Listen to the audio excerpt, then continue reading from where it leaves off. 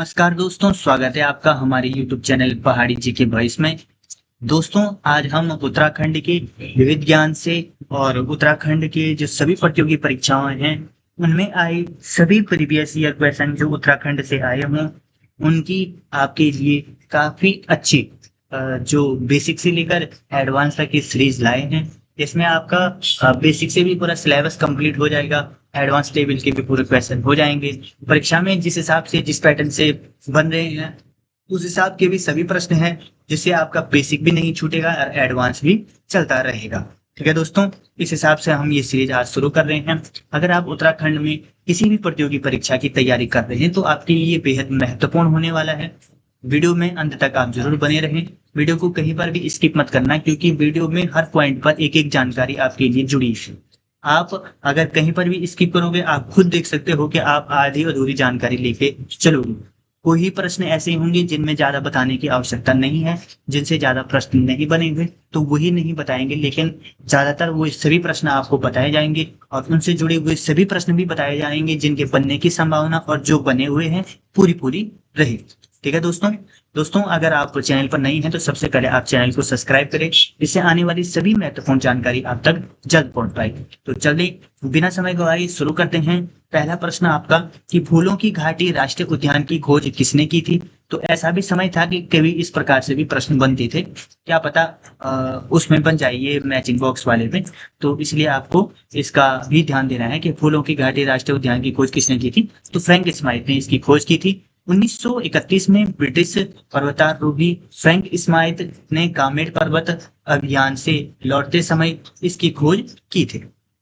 ठीक है दोस्तों, तो ये प्रश्न आपको बेहद याद रखना है कि इसकी खोज किसने की थी। ठीक है, तो फूलों की घाटी की जो खोज की थी वो किसने की थी, आपकी फ्रैंक स्माइथ ने की थी। अगला प्रश्न है दोस्तों, इसके बाद जो प्रश्न है कि फूलों की घाटी को यूनेस्को द्वारा किस वर्ष विश्व की धरोहर घोषित किया गया था। तो फूलों की घाटी को यूनेस्को द्वारा 2005 में विश्व धरोहर घोषित किया गया था। चमोली जिले में स्थित फूलों की घाटी राष्ट्रीय उद्यान को 14 जुलाई 2005 को यूनेस्को की विश्व धरोहर सूची में शामिल किया गया था। दोस्तों, इस प्रकार के प्रश्न बनने की पूरी संभावना है, इसलिए इसको आप थोड़ा भी स्किप मत करना। इसमें दो जानकारी मैं आपको देता हूँ। फूलों की घाटी को यूनेस्को द्वारा किस वर्ष विश्व धरोहर घोषित किया गया था, तो कब किया गया था, 2005 को। एक प्रश्न तो ये हो गया। चमोली जिले में स्थित फूलों की घाटी राष्ट्रीय उद्यान को यूनेस्को की विश्व धरोहर सूची में कब शामिल किया गया दोस्तों, तो ये कब किया गया था, आपका 14 जुलाई 2005 को शामिल किया गया था। दो प्रश्न हो गए। ठीक है, और ये और तो मैंने बता दिया कि फूलों की घाटी की खोज किसने की, तो ये यहाँ से इतने प्रश्न थे। अगला प्रश्न है उत्तराखंड का सबसे बड़ा राष्ट्रीय उद्यान कौन सा है दोस्तों, ये परीक्षा में पूछा जा चुका है। तो उत्तराखंड का जो सबसे बड़ा राष्ट्रीय उद्यान है ये है आपका गंगोत्री राष्ट्रीय उद्यान। जो गंगोत्री राष्ट्रीय उद्यान है दोस्तों, उत्तराखंड जिले में स्थित गंगोत्री राष्ट्रीय उद्यान। तो एक प्रश्न मैंने बता दिया आपको कि उत्तराखंड का जो सबसे बड़ा राष्ट्रीय उद्यान है कौन सा है, गंगोत्री राष्ट्रीय उद्यान। अब ऐसा प्रश्न बन जाता है कि वो किस जिले में है, तो वो आपका उत्तरकाशी जिले में स्थित है। उसका क्षेत्रफल कितना है, तो 2390 वर्ग किलोमीटर उसका क्षेत्रफल है। क्या वो राज्य का सबसे बड़ा राष्ट्रीय उद्यान है, तो हाँ वो राज्य का सबसे बड़ा राष्ट्रीय उद्यान है। कम से कम 5 प्रश्न एक क्वेश्चन से बन रहे हैं, इसलिए आपको ये सब लेकर चलना है। अगला प्रश्न है राजाजी राष्ट्रीय उद्यान का नाम किस प्रसिद्ध व्यक्ति के नाम पर रखा गया है दोस्तों, तो राजाजी राष्ट्रीय उद्यान का नाम रखा गया है आपका चक्रवर्ती राजगोपालाचार्य जी के नाम पर का नाम रखा गया है। ठीक है, स्वतंत्रता सेनानी तथा भारत के अंतिम गवर्नर जनरल चक्रवर्ती राज गोपालाचार्य राजा जी के नाम पर इस उद्यान का नाम रखा गया है। दोस्तों, अब प्रश्न किस प्रकार से बनने हैं कि राजाजी राष्ट्रीय उद्यान का नाम जिस प्रसिद्ध व्यक्ति के नाम पर रखा गया है उनका संबंध किससे है, क्या वो एक कुशल खिलाड़ी है या सेनानी है, स्वतंत्रता सेनानी है। तो इस प्रकार के प्रश्न बनने हैं, इसलिए आपको इसके लिए भी पूरा तैयार रहना है। वो भी मैंने आपको जानकारी बता दी है कि वो है क्या। ठीक है, और वो क्वेश्चन भी बता दिए हैं कि किस प्रकार से क्वेश्चन घूम रहे हैं।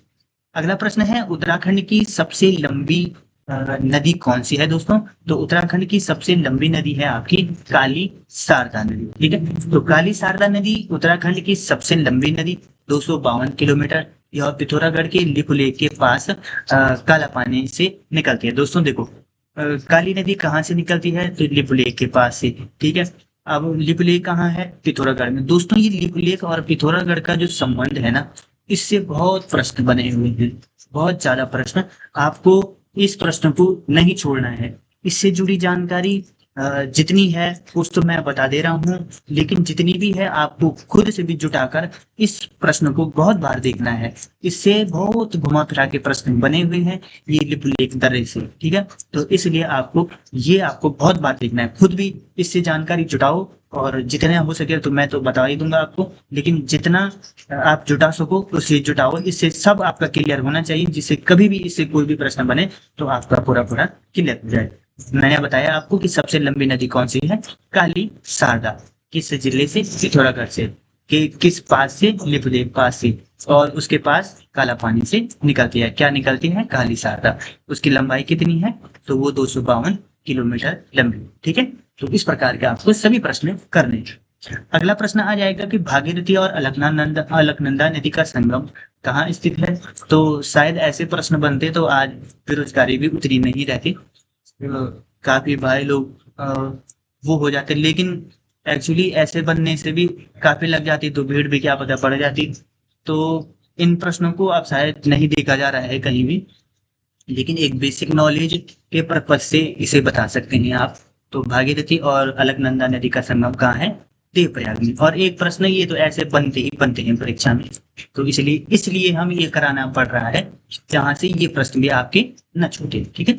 तो टिहरी जिले के देवप्रयाग में सास बहू, इसको भी मैंने आपको बहुत अच्छे तरीके से बताया था कि संगम होता है, और यहीं से यह गंगा नदी क्या होती? कहलाती है। अगला प्रश्न है पंच प्रयागों में से सबसे, इसका आंसर मैंने आपको बता दिया है। भागीरथी और अलकनंदा नदी का संगम कहाँ होता है? देवप्रयाग में। और देवप्रयाग में ये दोनों किस नाम से जानी जाती है? गंगा से। अब गंगा से हरिद्वार तक की कितनी डिस्टेंस है? 96 किलोमीटर, ठीक है। इसको आपको याद रखना है। पंच प्रयागों में से सबसे उत्तर में प्रथम प्रयाग कौन सा स्थित है दोस्तों? तो वो है आपका विष्णु प्रयाग। सबसे पहला विष्णु प्रयाग है। चमोली में अलकनंदा और धौलीगंगा पश्चिमी के संगम पर स्थित विष्णु प्रयाग पंच प्रयागों में प्रथम सबसे उत्तर है, ठीक है। तो ये आपको सबसे पहला प्रयागराज आपको याद कर लेना है। अगला प्रश्न है मंदाकिनी नदी का उद्गम स्थल कहाँ स्थित है दोस्तों? तो मंदाकिनी नदी का उद्गम स्थल आपका चौराबाड़ी ग्लेशियर। चौराबाड़ी ग्लेशियर कहाँ है दोस्तों? ये केदारनाथ के समीप है आपका। अब केदारनाथ के समीप है तो मंदाकिनी नदी का जो उद्गम स्थल हो गया वो क्या हो गया? चौराबाड़ी ग्लेशियर हो गया। लेकिन यह किस जिले में है दोस्तों? ये आपका रुद्रप्रयाग जिले में हो गया। रुद्रप्रयाग में ये किससे मिलती है दोस्तों? ये अलकनंदा नदी से मिलती है। और मंदाकिनी और अलकनंदा का संगम कहाँ होता है? अब ये आपको कमेंट बॉक्स में बताना है, ठीक है। इससे मैंने वो सभी प्रश्न करा दिए हैं। अगला है दोस्तों कि टिहरी बांध किन दो नदियों के संगम पर बनाया गया है? ये तो इस प्रकार से तो प्रश्न बने हुए हैं, तो आपको इसको बिल्कुल भी नहीं छोड़ना है। टिहरी बांध दोस्तों भागीरथी और भिलंगना नदी पर बने हैं। ये आपको पता ही होगी। भिलंगना नदी कहाँ से आती है? हमने नदी तंत्र में पूरा एक्सप्लेन कर रखा है। भागीरथी कहाँ से बनती है, क्या क्या और कहाँ से उद्गम होता है, सब डिटेल हमने आपको वीडियो के माध्यम से बताई है। सबसे पहले आप वो वीडियो जरूर देख लें, उससे आपको इसका पूरा भी मतलब पूरा पेज क्लियर हो जाएगा। आसान भाषा में, ऐसा नहीं कि जो बनी बनाई भाषा है, अपनी आसान भाषा में जो आपकी समझ में आ जाए उस हिसाब से हम आपको बताने की पूरी पूरी कोशिश करते हैं। आगे रहती है भिलंगना नदी क्या है? टिहरी बांध का संगम इन नदियों पर है। तो एशिया का सबसे ऊंचा बांध है 260.5 मीटर। टिहरी में भागीरथी और भिलंगना नदी के संगम पर क्या है? गणेश प्रयाग पर ये क्या है? निर्मित है। क्या क्या निर्मित है दोस्तों? टिहरी बांध निर्मित है। अगला प्रश्न है टिहरी उत्तराखंड की सबसे बड़ी प्राकृतिक झील ताल कौन सी है दोस्तों? तो उत्तराखंड की जो सबसे बड़ी प्राकृतिक झील और ताल है वो है आपका भीमताल। भीमताल क्या है? कुमाऊं क्षेत्र में स्थित भीमताल त्रिभुजाकार उत्तराखंड की सबसे बड़ी झील है। सबसे बड़ी झील देखो, अब दोनों के दोनों याद रखना, ये झील है और ताल भी है, ठीक है। तो झील भी आ सकता है कभी और ताल भी आ सकता है कभी भी, तो आपको दोनों क्लियर कर देने हैं कि कभी चाहे झील आए चाहे ताल आए, आपको देख लेना है कि सबसे बड़ी झील या ताल कौन है। वो है आपका भीमताल। उसका आकार कैसा है? वो है आपका त्रिभुजाकार। तो ये चीज भी आपको क्लियर करके चलना है। अगला प्रश्न है नौकुचिया ताल किस जिले में स्थित है दोस्तों? तो नौकुचिया ताल आपका नैनीताल जिले में है। 9 कोनों वाला यह ताल नैनीताल जिले में है। यह कुमाऊं क्षेत्र का सबसे गहरा लगभग 440 मीटर लगभग 40 मीटर भी है, ठीक है। कितना गहरा है ये? लगभग 40 मीटर गहरा है।